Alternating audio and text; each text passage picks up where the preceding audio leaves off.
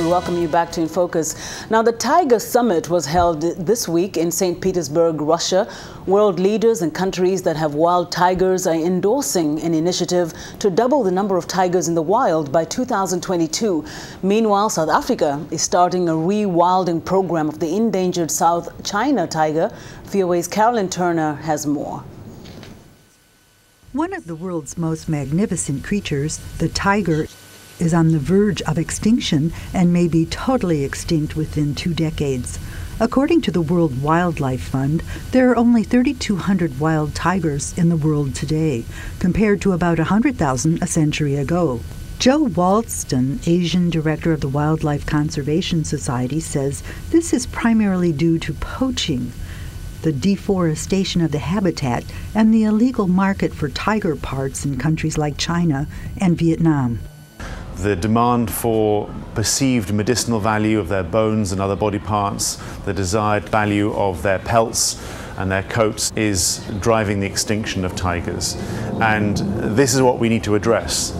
At the Tiger Summit, Russian Prime Minister and tiger lover Vladimir Putin set a goal to get the 13 countries where wild tigers live to double the population in the next 12 years by spending more to protect their habitats, particularly the source sites where wild tigers are still breeding.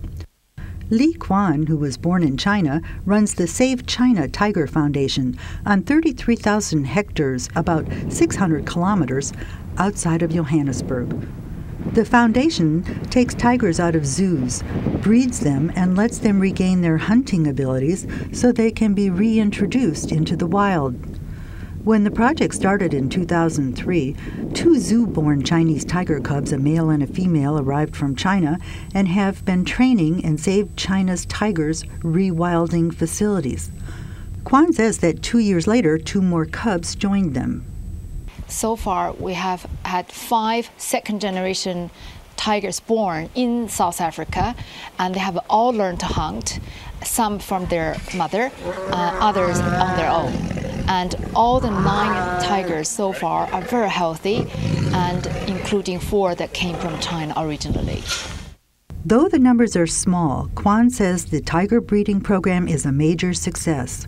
I'm very, very pleased with the progress, and in fact I'm very proud that the South China tigers, which had been doomed to extinction by some people, are actually basically fighting for the survival, and there's a chance they will be restored back to China's wild.